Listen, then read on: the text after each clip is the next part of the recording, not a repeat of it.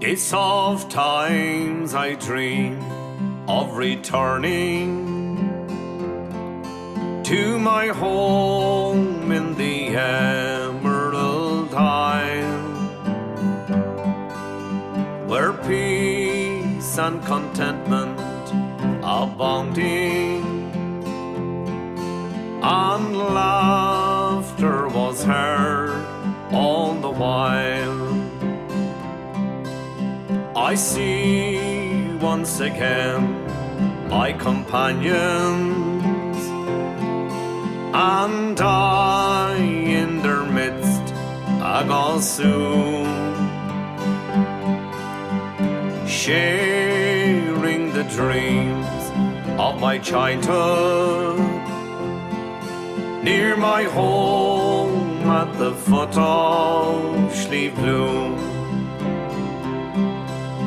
I'd stroll once again through the heather, I gaze on the fast flowing stream,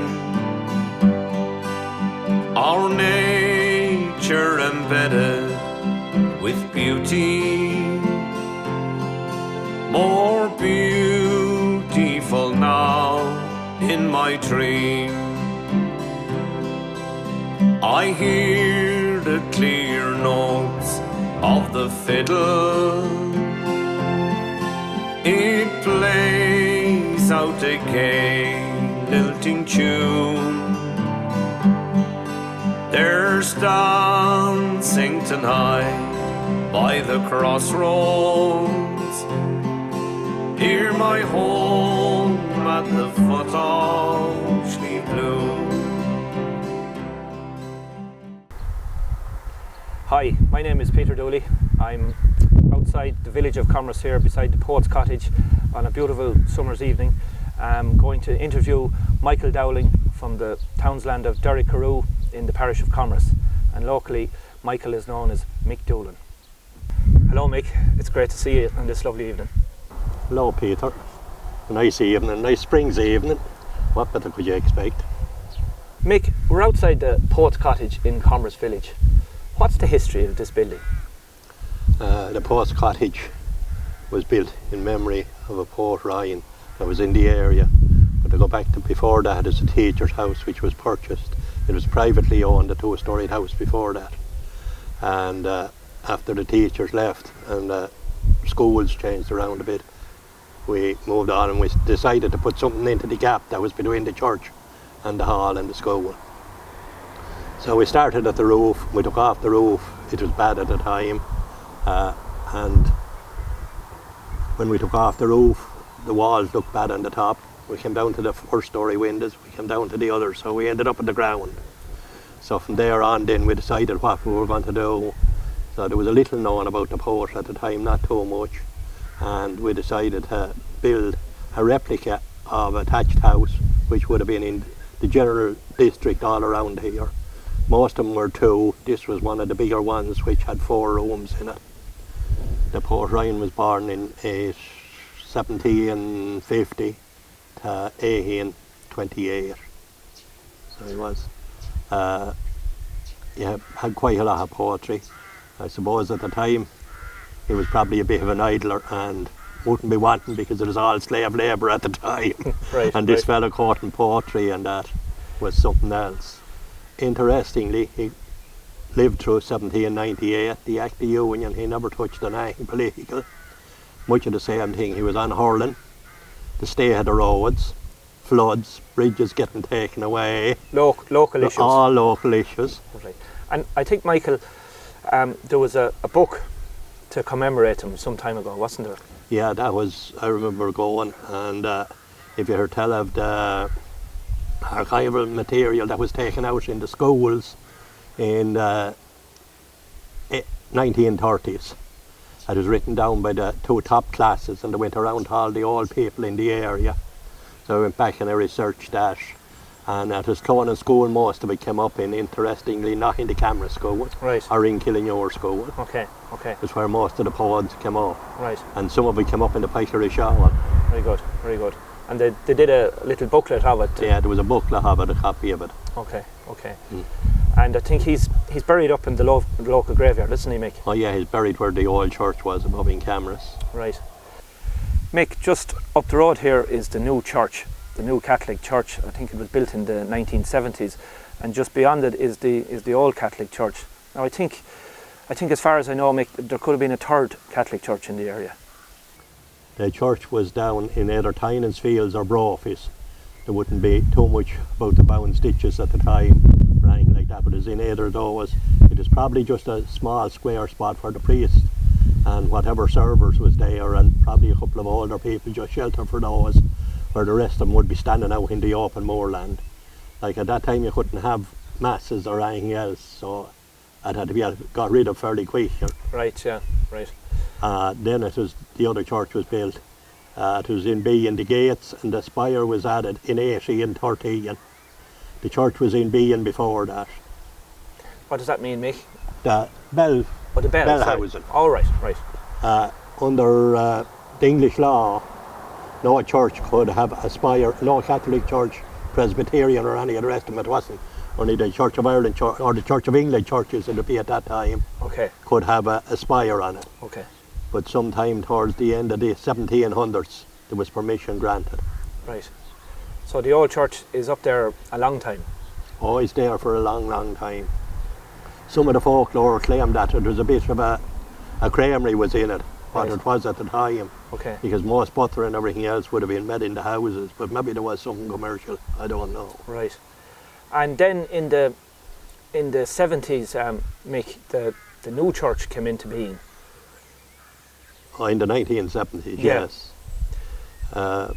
The old church, the roof fell into... The old church was a massive big church, and they were up in the air. It is the shape of a cross. Right. It had 2 aisles and a long aisle, and then the vestry was in the back, which would show the sign of the cross. Okay. From the air. No, the church, the roof was got bad on it, but the timber was reasonably good on it. Some of us wasn't too pleased with the change back down here. I was included in that as well. I think the old church should have been roofed. Probably the walls brought down a bit. Yeah. To leave it easier heated. I remember there was a lot of talk with the clergy about the one step going into the old church, about how dangerous it was in frost and everything else. Right. So we have ended up with several steps up to the new one. Yeah. So there was a lot of people at the time thought that the old church should have been repaired. Yeah, but they wouldn't speak out. They wouldn't speak out, right. And I think it was part of the time that modern, just people wanted new things at the time. Now I think they may regret that. Yeah, possibly. The clergy was pushing it more than the people were. Okay.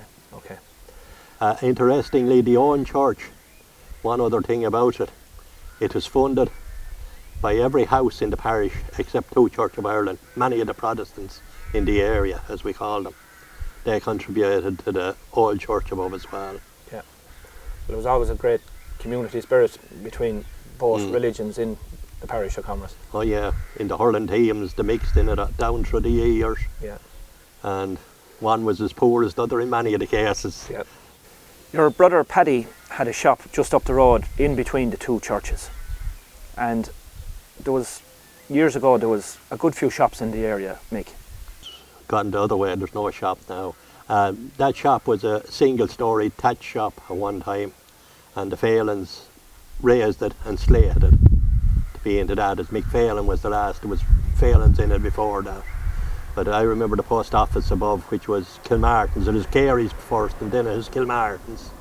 And Paddy Bergen served his time in Mick Phelan's, and he opened the shop across from where the school is.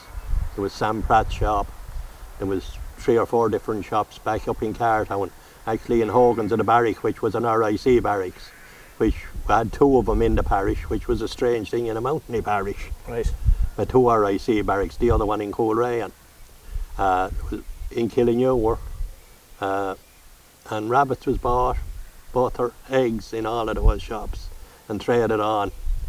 There was often very much a barter exchange that went on with it, with the families. The eggs and the butter, and take back your tea and sugar, and most farms would have been self-sufficient at that time as well. Yeah. They would have had their own potatoes, cabbage, turnips, milk, butter. Local people would have went to the local shops. Oh yeah. But I remember, what is strange to say, that there was the horses went around with cars. The vans finished up going around to the houses even though there was that many shops buying and selling. But all right, a van full of groceries. Yeah, a van full of groceries. Yeah, yeah. But that was on the horse's cart before it turned into the motor car or the motor van. And I think the last shop to close in the parish was Harvey's, just up the road there. Yeah, about 7 or 8 years ago. Yeah. The owner of that first, that was Sam Pratt's, and he went to America and came back and opened that shop there. Right. And he was the only man that I knew who could count eggs and pack them and talk to you at the same time. He lifted 6 eggs, and every second time he knew it was a dozen. Very good, very good. Out of an open basket. Well. Mick, you had 4 brothers and 2 sisters in Derry Carew, and there was 8 in the house. What's your childhood memories? I'm sure they're far and varied, and some of them I want to forget and more of them not. We would have slept 3 and 4 in a bed some of the time, what they call head to toe. And right. What was that now, Mick? Huh? What was that? Well, probably the girls are the biggest. Be 2 or 3 across the bed one way and the other 2 lying at the feet of the bed, and we weren't long enough. Our toes might be tipping and touching and messing. And right. my father and mother be in another room and my grandmother be in another room. All right. But then, like, you had set meals, the breakfast in the morning, and first up best dressed, or got the best socks anyhow. And what would be breakfast in the morning typical in those times? Well, they go for the porridge now, but the porridge was going to bed at our time. Okay. Had to be tea, toast, not a whole lot more than that. Right. You'd be living off the land basically. Oh, living the dinner then would be in the middle of the day at that time, and it'd be potatoes, carrots, parsnips, turnips, whatever it be in season at the time, and there'd be evening tea. Around the yard, they were working around the yard, there might be 11 o'clock tea. Okay. Drop of tea at that time when you be putting out down with horses and all the rest. Right. In heavy strenuous work. And the lads, I suppose, everyone would be helping doing the chores inside and outside the house. Oh, that, you had your chores from the time you were able to stand and do them. Right. Whether it was watching the pot boiling or bringing in the sticks or bringing in the turf. And right. there'd be no electricity when I was growing up, no phone, no radio, no television. So how did you make your entertainment? Oh, we made up our own games, and we were always given time. We could be gone for an hour or 2 when we were. Right. There was no looking after you, or no one got to take at the time. And what sort of games, Mick, in those days did you play? Sure. Those chaps. It'd be hide and go seek, and that could be on the crane up the chimney, and you could be with the smoke and all the different games like that. But we'd be mostly outdoor. Okay. In the summertime, you'd be up in the sheds and that kind of a thing. Right. You could be watching the cat having kittens. And right, right. And would there be at night time? Would your house be a rambling house? Would there be people coming in? It is mostly at the weekends that the rambling went on in our house, discussing all the problems of the world. Okay, the neighbours would come in, would they? Yeah, there was neighbours. There was very little cards now in our, it was generally all chat. It's all chat. Well, current affairs or yeah, whatever was the topic. I remember the Second World War. It was heavy discussed, and one of the ones that was there decided that when once Hitler was better, they should turn on Stalin, that he was even a worse. So he must have had more brains than a lot of the politicians at the time the way the thing worked out. Right, right. And Mick, you were talking about the Second World War. That was known as the emergency here. Yeah. Many memories of that. I sure remember the coupons for the clothes, for all the different foodstuffs. Well, it didn't affect for the butter, for all of that. It didn't affect the countryside because we made our own butter. And you were self-sufficient as it was. Yeah, well, many houses that potatoes twice in the day. Right. Because bread was hard and the flour was hard to get by. Bread would come out of Dublin quicker. It seemed to be more as well to come out of the backs of Johnston, Mooney and O'Brien's. But every time they came down, they were taking back spuds and turnips and carrots. Right. It would be more in the towns would have been affected by the would be. I would remember a godsend that is of one family from England. We up back up Camross, and I remember met when I was coming home from school, and they brought down the coping books, and I had to go into Kilmartins above. You mean the cooking books? They're ration books. The ration books. The ration books, yeah. Yeah, but I had to take them up to Kilmartins because they wanted to get a few pound of butter, and I know I got 2 shillings for it, and that was a small fortune. Right, right. When you were tracing pennies and halfpennies, and that's when there was 240 of them in the pound. Right. And Mick, you had no electricity growing up? I had no electricity for it was 63, the end of 63 the electricity came To your house. And can you remember electrification in Camross? I was in Camross before that. Was it? Right. And I remember the hall running in Camross in a little small petrol generator. Okay. And I just to be forgot about to top it up, there was a little small tank in it, I wouldn't say it held half a gallon. Right. And I remember going out certain times and the squeals and the chirps and the laughs and the roars and the way you going. This would be during a dance or something? During a dance. You could get up or during play, as there was always play every, I think it was Easter it was. Play in the hall? It was in the school first before the hall was ever built. Okay. The hall was all built voluntary. I remember working at the hall around 50, the end of the 49, 50. Right. Everyone came and they had to draw gravel with horses and carts from Casey's Pay and from Higgins's Pay. Okay. And that was all mixed with shovels. There was Denny Delaney and the 2 Cordials and Joe Delaney, Ross Natlona. He was the one that was on the building and the roof. Who would have decided to build this, Mick? Was it a parish thing or? It was a parish thing, yeah. Yeah. And would have been, we'll say, the parish priest or? Yeah. Right. And that was in the 50s, Mick? Yeah, that was in the 50s. There was a massive big hall going to be built first, and there was a grant to be got for it, but I don't know what come up over it and the grant didn't come through, so okay. There was a nice sized hall built after the involuntary. And so everyone contributed in labour or whatever? That is mostly labour. The hall was built and furnished for somewhere around 2,000. £2,000. It cost a lot more to throw it when it was being knocked down. All right, yeah. We're beside the pump here in the village. Mick, what's the story with this, or is there a history with it? Oh sure, every village had their own pump. And it was a wooden one, not a black and amber one that is now, which right. I don't know where they got the idea for the black and amber. Hard to know. Probably the GA.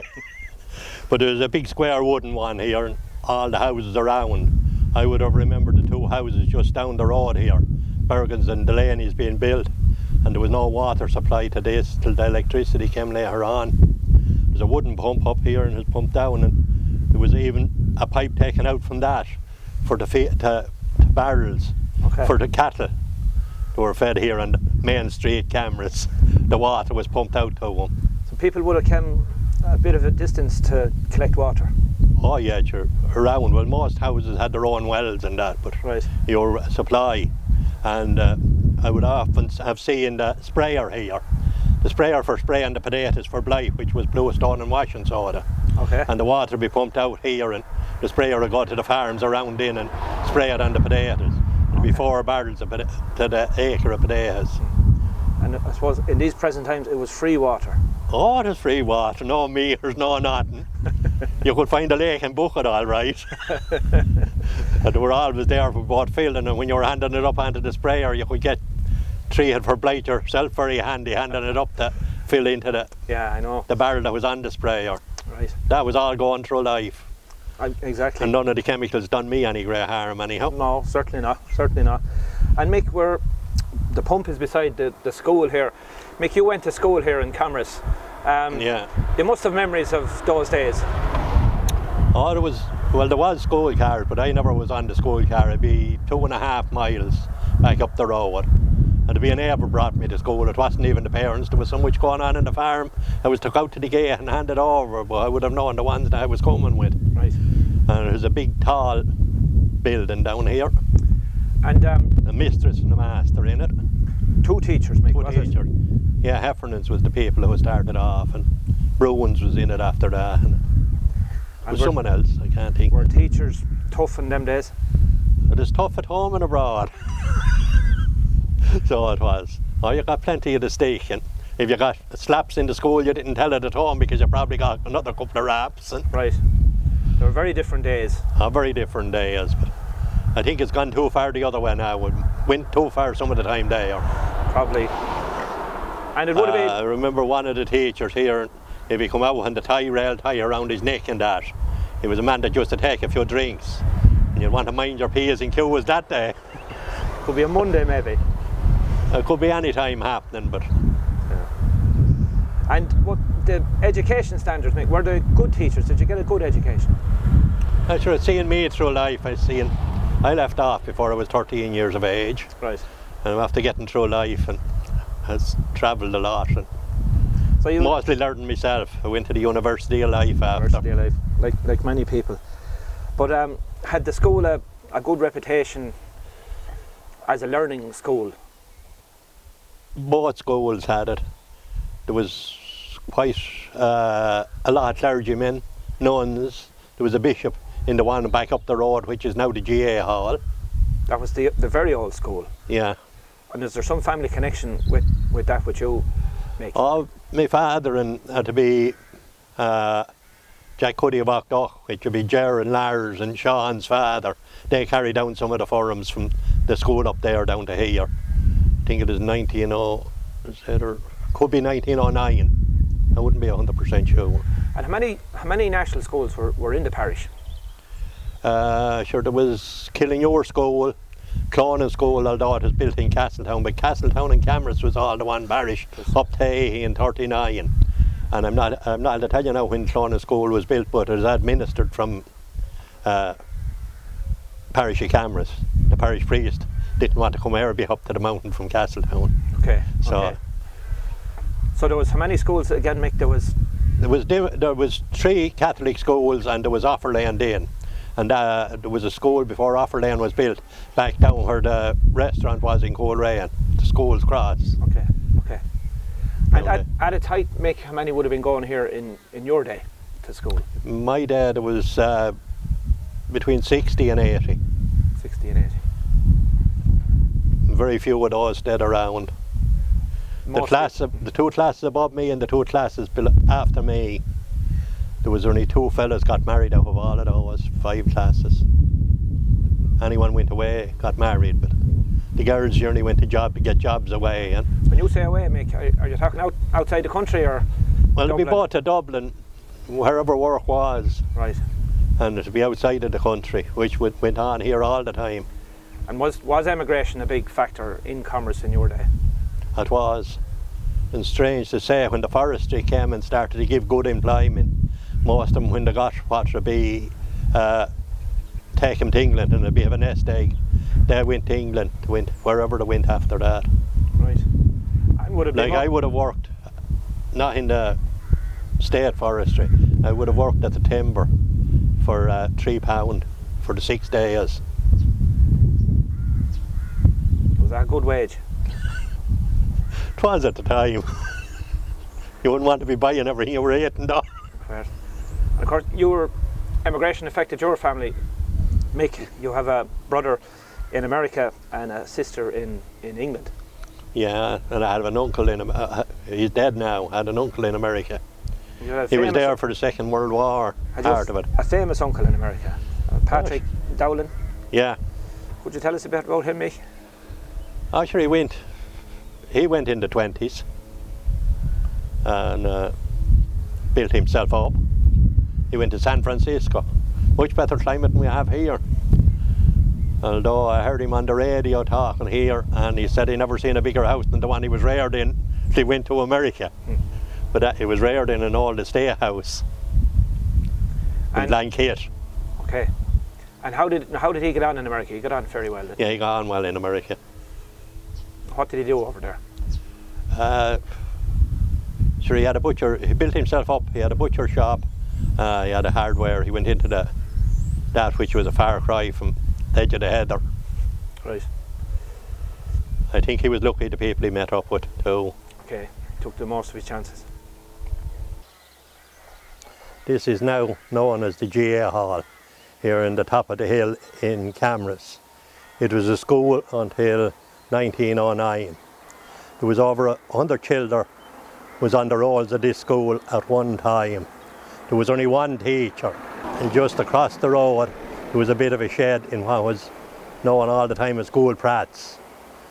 A stone house just across the way or under the hedge where senior ones would have taught the younger ones were out under the hedge and out there.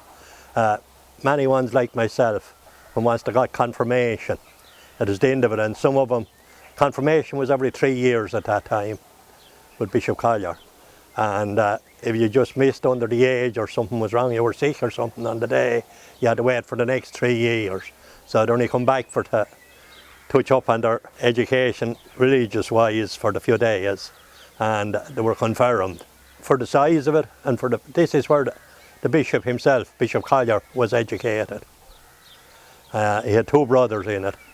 I'd say there must have been probably 50 and more priests that stayed in Ireland, and there was some went to the foreign missions also from this.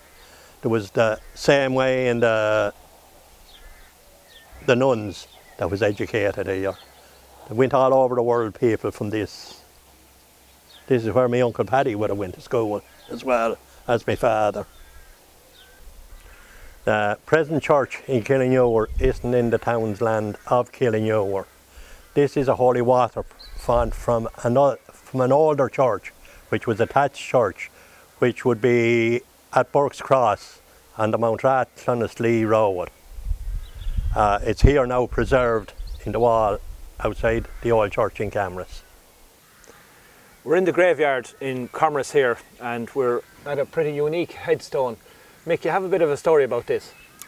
Well, 2 stories. First of all, when I do bring anyone in here, I do to say that this is the only angel that I know of in Camross, as you see when you look up near the top of it. But it's about 4 years ago I was contacted by someone back down from Callan, and they wanted to know that I know where Upper Woods or Upper Ossory was. And I said I knew where both was, and they wanted to know that I know of anyone by the name of Tuch. It transpired that the descendants of this Tuch man in America has his own programme on television, and they were doing This Is Your Roots or whatever you want to call it in that line. So they came over and they done all of this is after being on it. They were Ballyhorn, but it's Ballynahorn or something. They had it down as. But they done this, we took him to the house, a single-storied house, something like the poet's cottage, where he was born and reared. His ancestors was born and reared in. This is the grave of the poet Patrick Ryan, who we spoke about earlier in our interview. This is the slab stone, which there are very few of. There's only about a dozen of them here in around this old church here in Camross. There's quite a long inscription on it. I can't think of it now at the moment. We'd have to go back and research it. But he's buried there with a person by the name of White, where the house where he died in. Next to it, either the next grave to it or the one from it, my grandfather and his daughter are buried here as well, before the middle part of the graveyard. It used to be called the new one. It's now the middle one. There's a newer one farther over. This is an unusual headstone, Mick. It's made of metal, is it? Yeah, it's made of metal. They were made of all mowing machines and that. And the inscription, you couldn't put another on it. There can be a plaque added to it higher up. But they were run by McCarthy's foundries in Mount Rad. You see 2 of them here very near you. There's one here more to the right. But I remember I was approached by a family, which all the family, a man remained on his own, and his nieces and nephews, and got one of them made a different cross, made a small simple cross for the mowing machine. McCarthy's run it. Very good. And they had some of the rest of the metal out for themselves. Very good. When they were approached.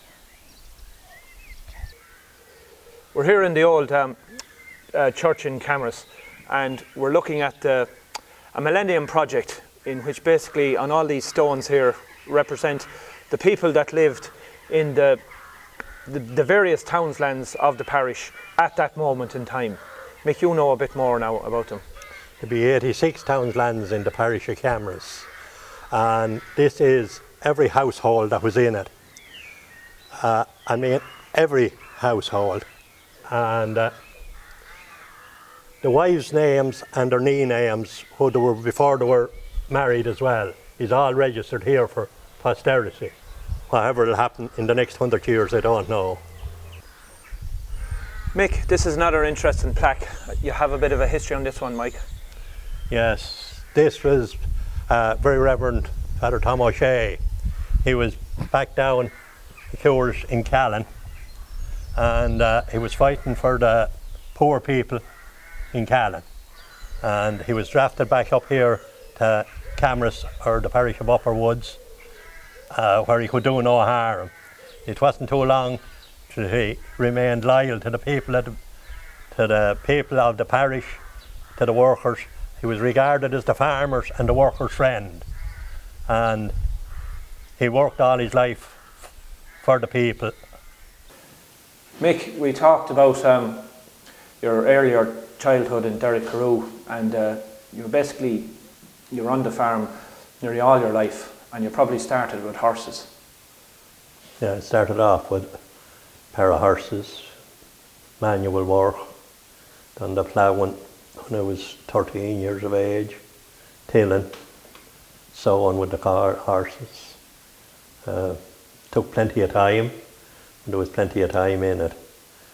You were working around the year with horses and tilling, and to go through the year like you plough first, and then you tilling, corn to be sowed, and the barley and the oats and turnips, potatoes. There was very little beef ever sowed around here. There's only to enrich the ground, because what you weren't going to get. Would have remembered the compulsory tillage as well, where you had to sow so much wheat. You probably only got 4 or 5 barrels to the acre of corn. The barrel of wheat would have been 20 stone. It was very hard on land. Like all governments, I think that we should have been sowing potatoes and what we could grow, the turnips, the vegetables which could have been feeding the people. The wheat was completely out. One of the things was one more cow, one more sow, and one more acre under the plough. And it depended on the land you were in at that time, because it didn't suit for the intense or the hungry plants that you were sowing. We were able to grow the oats and the barley well. There'd be no weed killer or anything else. You would have cut the thistles by hand or pulled them by hand. They had a long tongs, but there was long handles out of it. You just opened it out and caught it under the ground, and you pulled the thistle up out of the ground. You hand wet them. The corn, when it would be sown also, when it would be up about 3 inches, would have been harrowed, and that was to keep it down till the other corn was sowed. There was more corn, a bigger weight of corn was sowed also at that time. To smother it, I would have sowed at 3 inches, where it's sowed at 7 inches now with new machines. You carried on with the corn, then up along, and it would have to be rolled, maybe harrowed again to try and keep it down with the horses. It'd be one horse that'd be doing that. Some of the time it might be only done with a few bushes in the harrow, and turn the harrow upside down to not be too hard on the corn, to let it be well rooted. The potatoes would be sowed the same way. The dung would have been spread in the drills. Remember, it was one of the first of what they call scale the dung into the drills. It'd be ploughed and tilled, and the drills would be opened. And it was either 9 or 11 drills. The loads of dung was drawn up along it and healed up, and they had to be spread back out when it had to be tailed out. And the planting went on to that. I could plant with both hands, which wasn't the done thing at the time. I split a bag down and left the corner in and put it around my body, and could stay walking along. I could do 3/4 of an acre in the day. My back was much better at that time as well. There'd be the potatoes, then it'd be split again, and it'd be turned. You'd have to have a horse very good at topping the drills then. One of them would have to top the drill all the time, and the other one walk in the furrow. And there'd be the drill in between, would be split with the plough. There was no wheel or anything else. It was all just your judgment with the plough at that time to hold it at the right depth and the right levelling all, and the reins is in between the horses is very important to have them at the right. There was a range came across between the two horses, and there was one brought across to the top of the hayams and the other one to the other hayams. So that held the horses, and you held them out with the rope then, and that was how you got the different breadths in your drills of potatoes. When they'd be very shortly done after that, then there'd be drill harrod. There'd be a kind of a saddle harrod fitted over it, and it would be grubbed and moulded up properly. And that had been done again just before they come up to keep down the weeds in the potatoes also. And it had been grubbed and moulded 3 times. They call it footing up now, or spading up in the modern language, but that's the way it was done at that time. Then it had to be sprayed 3 times at least for blight.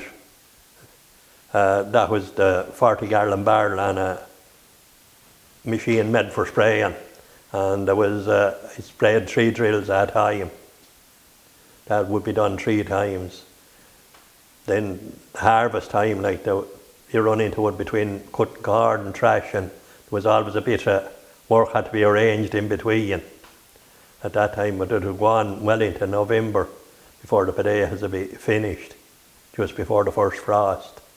There would be pitted in the fields, and there'd be a small amount. There'd be ferdens cut on it. The straw, you put the straw on the potatoes at that time. The rats was very much inclined to get in, and if there was an odd few grains through it, they'd start, and then they'd start boring through the pitted potatoes, and a lot of them had rot, where the ferdens kept it up, and the frost could go into the ferdens, and the extra layer kept them. I seen even the frost sticking a row of potatoes and killing them on bits. But you were all the year watching the pitted potatoes. But then they were covered with over 6 inches of clay up into a good spike. They kept much fresher. There was very little bardens or anything except where the big houses were. The corn like was the same thing, and it was cut. I cut corn with both the mowing machine, the binder and the combine. Done all of them. And actually this year I done the axiom flow combine with a 30-foot header. I cut a couple of swarts with it beyond Port Harlington. So I have covered all those different machines. But the corn cut, they were tied with the band. If it was cut with the side or the mowing machine, the binder was a great thing. It was thrown out and they'd be stuck, and they'd be left stuck for a fortnight or more, and then it would be hand stacked, and that would have to be drawn in then and reeked in the haggard. And the thrashing machines of the Scullies, and there was Lawlers had a machine, Sam Pratt had a machine, Stan Pearce in the latter end, Jim Cuddy would have ended up thrashing in Shawan. But that would, you needed a lot of 20 people for a thrashing. So that meant where the curtain came in and one had to go to the other and pay back the day, as there was no great money involved because there was none in it. A big social event, thrashing. Oh, it would be, but it would be a social event after, like that's where the set dancing on the floor, like what we're on here, the flag flowers and the concrete flowers, to be dancing after the potato pickings or the thrashings, and the young girls around to come in, and if they were in the house, that would go on every weekend in certain houses where there was 3 or 4 girls in a family. You had 4 girls for the set, and there'd be enough of lads with hobnail boots and nails. Plenty of knives, and maybe the timing not too good. And now my lord, you know, with chewing and but that was the fun of the day at that time, before dance halls or anything else come up. And neighbours would have helped each other a lot more. Oh, it'd be all around, like the same. As you said, that court days, you work for one neighbour. Oh yeah, that was always. The steam engine then, of course, they had the loud whistle, like when once they were nearly ready to start, they blow that and they come whatever, you could be doing something, pulling mangles at home and putting them into pikes and or turnips at the same time, and you go into the trash and then maybe hoping for a dinner fairly early after maybe being out in the field from daylight with cow's milk behind before that. And Mick, where would the first tractors that came in, we'll say in your homestead, and the horses being less and less? The first tractor I was involved with was in 1955. It was a brand new David Brown. It was bought for £450. Be a difference in the price of them today. It'd be a difference in the size of them. the front wheels and the ones today have been much bigger than the back ones, and that went through a lot of work, pulling binders, drawing turf. It was said it had done it, drawn in here with the buck rakes. Buck rake was a great invention towards the bogie, when the horse was there and you had to wind it up on the bogie and slide it off again. And I suppose, Mick, not every house would have a tractor, or not every farm would have a tractor. No. You kind of out with the tractor, you had to find your own way out. There wouldn't be another even to give you a pole. Right, yeah. And you had to get your own way for starting it as well. Right. Back at that time it was a 25 horsepower to 30. And I was able to swing it with a swinging handle. Had a little bit of power in me. Yeah. And Mick, as you got older, I think tractors and sort of contract work came more into your life. Yeah, well, I done a little bit of it then while my father, well, very little of it while my father was alive. He died when I was very young. I would have went back in, but I got into more cows and got into brucellosis and TB and got locked up for a long time. And once brucellosis was, you couldn't supply milk. I had to look back for it, along with a few sheep, for something else. So I went into different, would have been the first one to make silage in the area.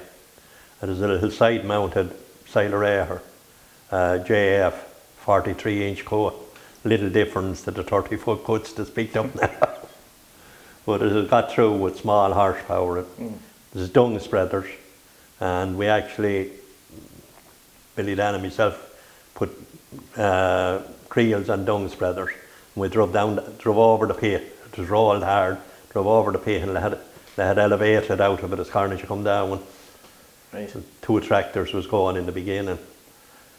But like it is, like brucellosis or TB and brucellosis was an awful problem, like all across on the side of the mountain.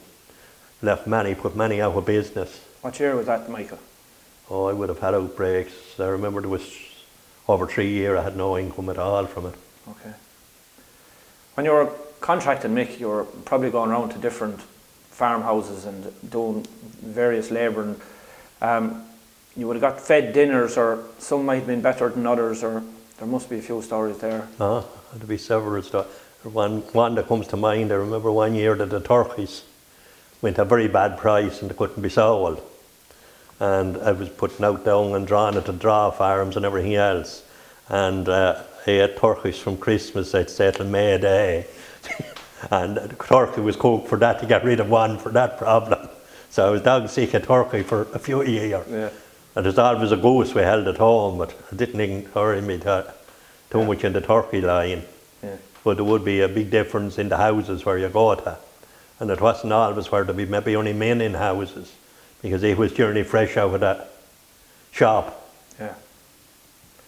And yeah, as you say, you might get well fed in one house and not as well fed in another.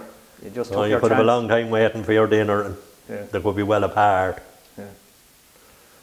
Well, very there was houses also that didn't want they wanted everything done on a Friday, the way they wouldn't have to give you mate. Right, right. Finish up on a Friday, there'll be no. Yeah. That was when you couldn't eat meat. What would have been your main farming enterprise, Mick? Well, I started off with cows, but then with brucellosis, the TB, I had to spread back out into sheep as well. And in the springtime, when I got locked up then with the brucellosis and TB a few times, when you can't sell cattle you were developing, you had to take ground. There was a lot more work than you had and no income coming in. So calving in the spring and yaying, and at that time, like, I would have survived in 4 hours, sometimes less a night. Like, that's all I could afford to take. It was often 7 o'clock in the morning before I might get in and go to bed, and hope that no one would call you in red early again. It happened a few times after an hour that someone else was in Howard. So it was hard going, but it was when the whole thing was over like that, I would collapse in for a week. You did a bit of hurling in your day, Mick, no more than most people in the parish. You must have good memories of those days. I won't say too much about the hurling. I feel the Gansey and probably got in the way a lot of the time. You needed at that time to be in the way, because most of my time it was either cornerback or fullback. I got to the other end of the field a couple of times. I would have started off, it was in 46 I first played for the school here, No gansies, no togs, no boots. I actually played in a minor semi-final without a gansie here for the club. Serious? In our bare feet. And of course, we had no problem with the trousers. They were all short trousers at that time. Right, right. And a few patches on them. But it was a good life, met great friends. There was hard days and good days, and take it every way. Met great friends and still can talk to them all. Most important. Some of the time, I remember being down in Dora with the High-Nellies there, but I came out at the gateway after registering, and it was Larry O'Mahony come out behind me and hit me and drove me a couple of yards along the ground with a rap in the back, and we had our conversation and laughing, and she was listening to others. So she came to me later on, and she says about the man that hit you in the back. She heard the other talking about us and the way them used to bear one another with hurls, and look at him now, and you wouldn't think there was mother had melt in their mouths. Oh, yeah. The Culla Hill men you're talking about. Oh, I could Culla Hill, Clonad, went through all of them. You played with your brother Denny. You won a couple of senior finals with Camross. There was three of us as senior medal. There was a one time back in the 60s we had every medal that Camross ever won from my father and time. Right. My Uncle Mick as well. But it all started with a crowd of lads that nearly had no money to more than themselves, and there was very little drink or anything else. The hurling was the only thing, and the bikes. We would have rode bikes to Kilkenny to matches, to Tullamore. I remember going to Tullamore to see Laois playing in football, which wasn't our game at all. We went through Rose and Allison there, and we came back through Roscrea, or through Bor and Roscrea for a spin on bad bikes. On High-Nellies like they are today. Oh, the one today, there was two tyres in some of these and the one wheel to try and focus them around it and stay in their place. I remember going to Clonaheen Hall to a dance that night after. There was Tilly Lamps was in the hall as well. And would it be hard to get hurls in those days? In the beginning you made your own. You made your own. I would remember you split some of them, and I remember tying them into a gate and cutting them from the top to the bottom. Maybe if you could get 2 or 3, imagine having to saw them. If it was a bigger stick, you'd probably take it to Mount Rat, that you'd be after stubbing. And you had done, a few lads in the one family wanted it. You got a stick that was a root that was 5 or 6 hours, you get them sawed there in the mill. The circular sawed in it, be taken out half the breadth of the hurl. The heel of the hurl at that time was over the inch. Yeah. And we were well into swinging. And would you have hoops on the hurls in those days? Oh yeah. And hoop them yourselves? Yeah. Oh, you broke the hoop. The hoops, you would get the galvanizer, whatever it was, and cut it. And there was no angle grinders, it was a chisel and a hammer. And you tapped it at one side to get it slightly shaped. And you'd make that hoop, but you broke the hurl. You brought the piece of the hurl home to get the hoops to put on the next hurl. Yeah. And hurling balls would have been scarce. Mm. And heavy. Oh, they were heavy if they were wet. Yeah. And a big rim on them.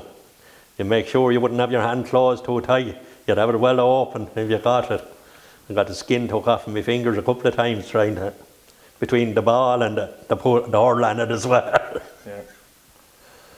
Actually, I seen matches called off and maybe only one ball there. And I seen the binding twine wrapped around the ball and the match finished with it.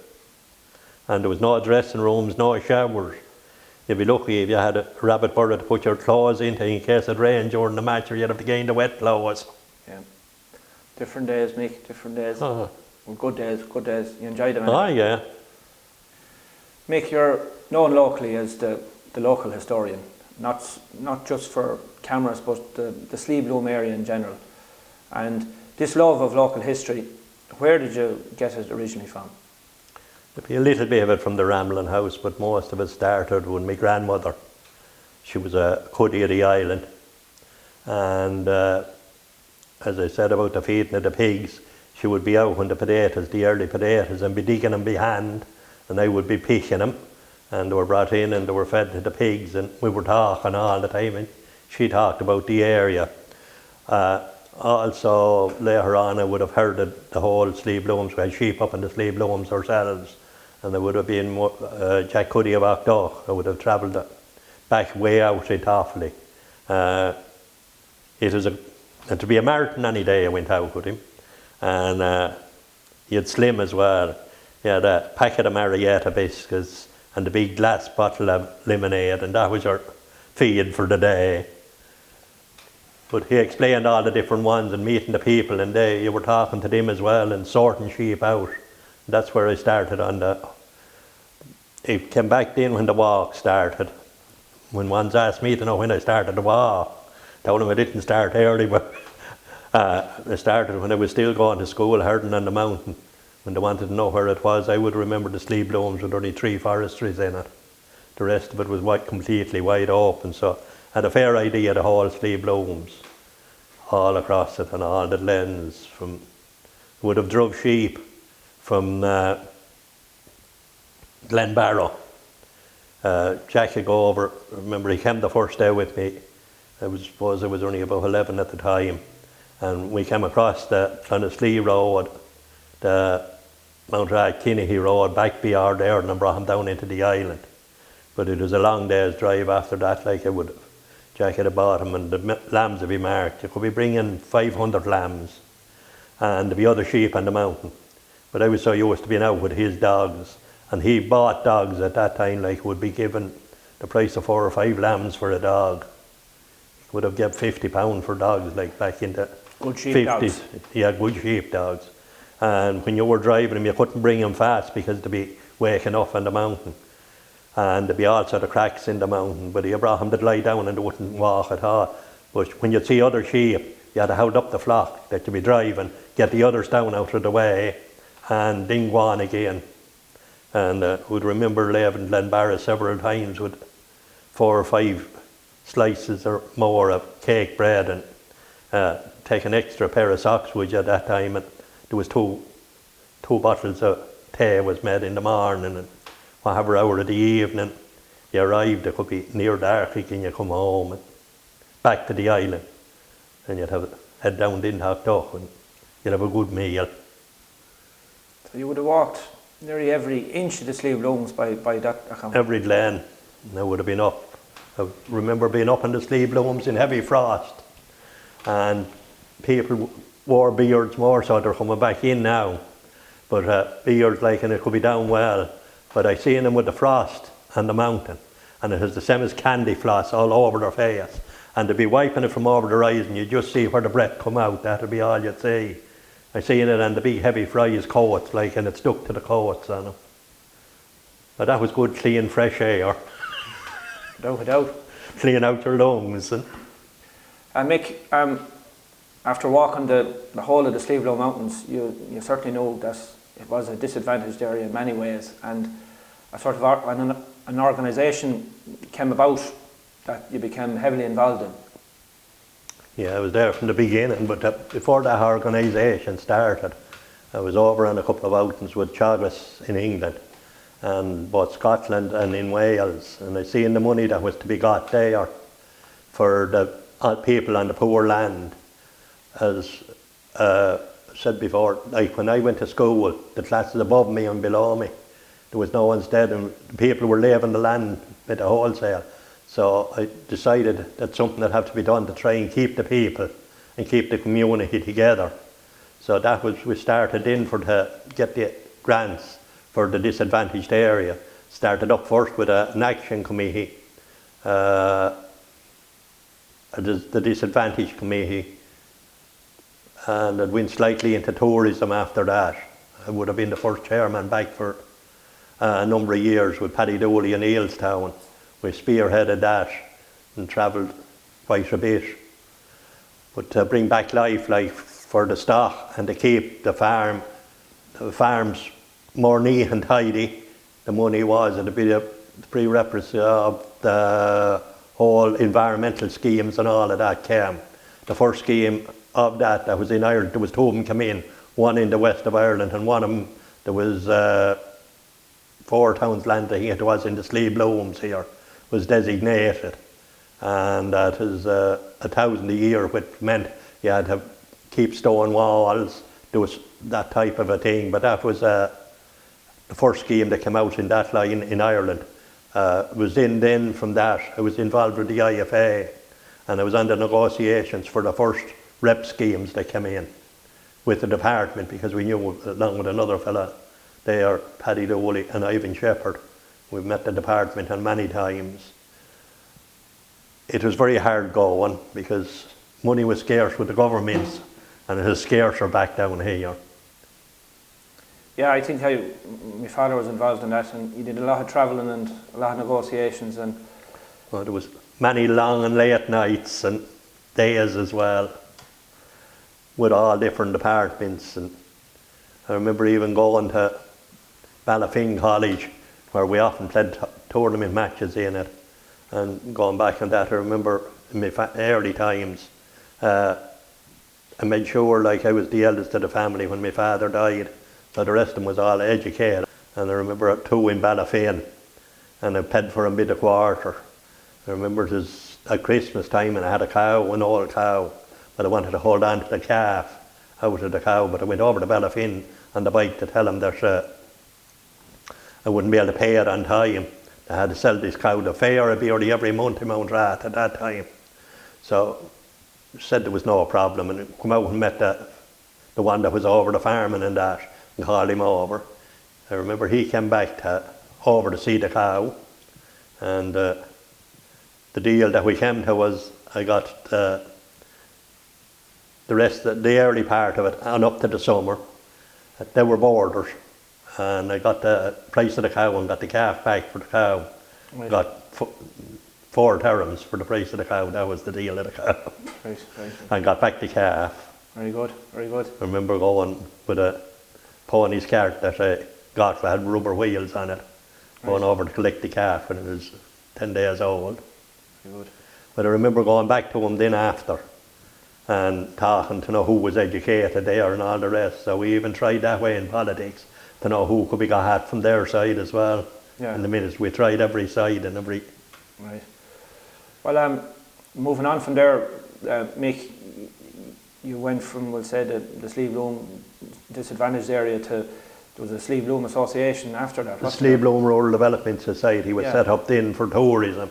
Right. For to bring in that. There was houses done up in the area as well for bed and breakfast, and there was many other schemes. The walks developed from that as well. Wouldn't be able to go back on the date, but many years ago, I think they were only twice a month. It started off with a May weekend, and then I think it was twice a month. And we had the different grades in walks at that time as well. We had the ABC, but you had the book in the A's and the B's, because you never knew how many would turn up on the day, and to have extra ones to help out. And it was a cross, not cutting again, it was a cross border, there was Laois and Offaly. Laois and Offaly. Yeah. There was no border there only on the football field or the hurling field, as Paddy Lowry said many times. And that was successful, Mick, wasn't it? Oh, it was, yeah. It brought quite a bit of money in, like, and it was extended down, like, it took a long time to get it extended, because the first time when it came in, it only basically covered a little more than the forestry ground. There was a scheme that was going in for the mountain yawas, like, that was fairly successful. And Mick, do you think the Slieve Bloom, knowing the Slieve Blooms as well as you do you think there's much scope for further advancement in tourism or agriculture? Where do you think? There is in the tourism. I don't know about the agricultural side of it.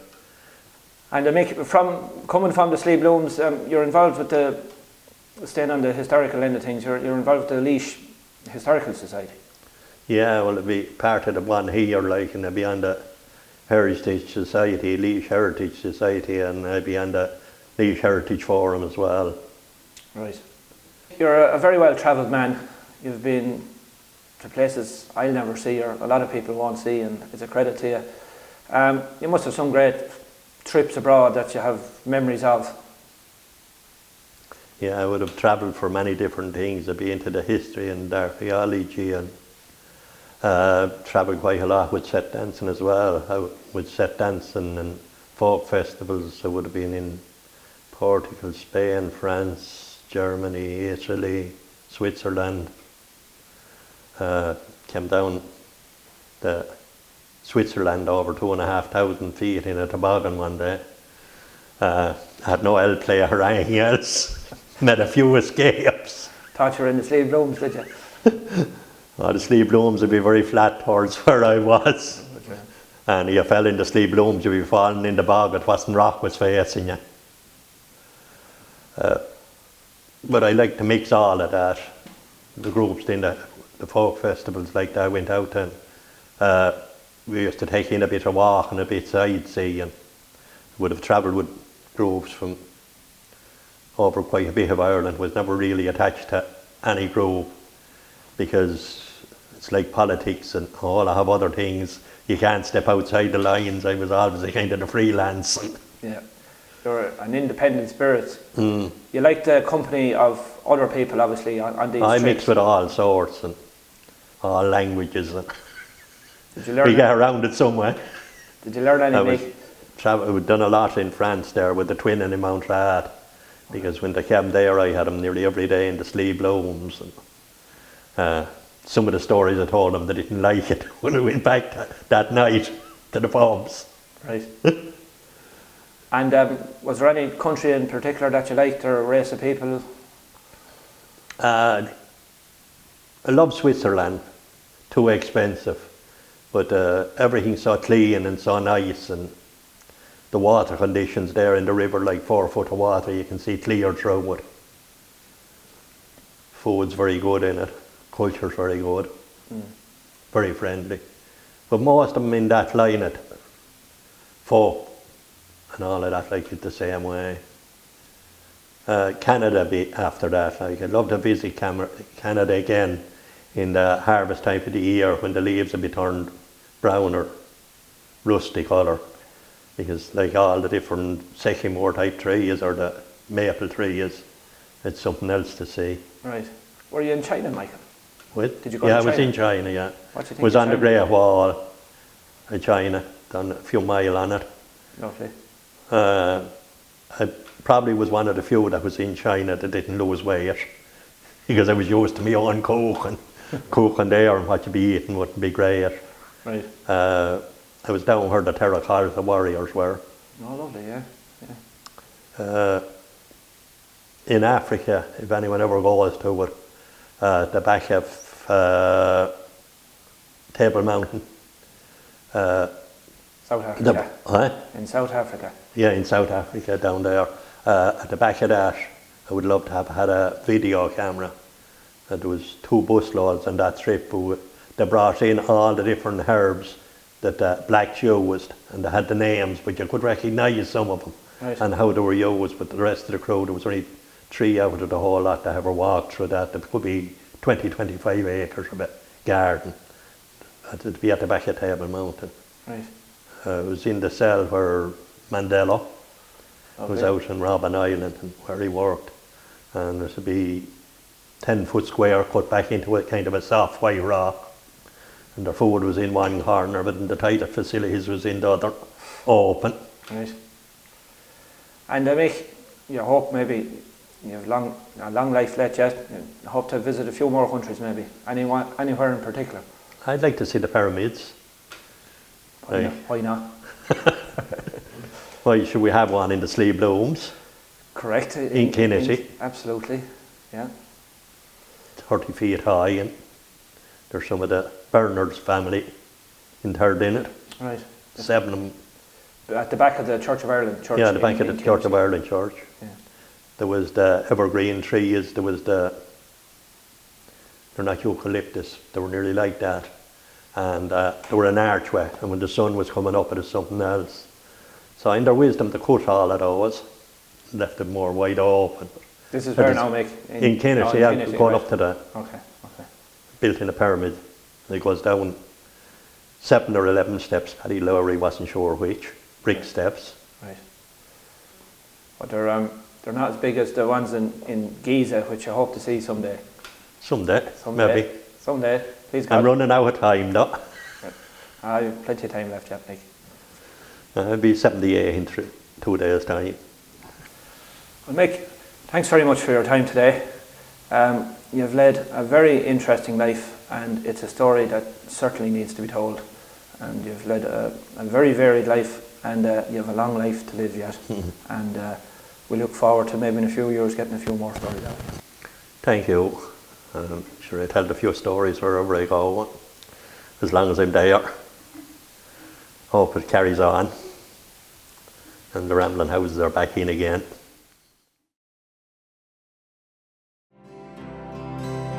I hear the sweet voice of my mother.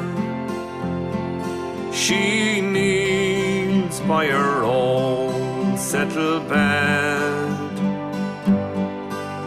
My brothers and sisters are around her.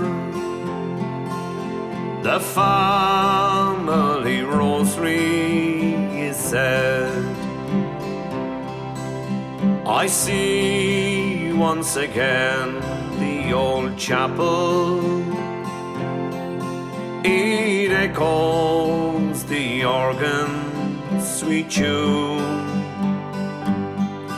Oh, why did I ever abandon my home at the foot of Slieve Bloom? My dreaming of homeland is over. A vision more radiant I see. My God and my mother are waiting with heavenly angels for me. There is one thing I'll ask of my Saviour. Now my life it has come to full bloom.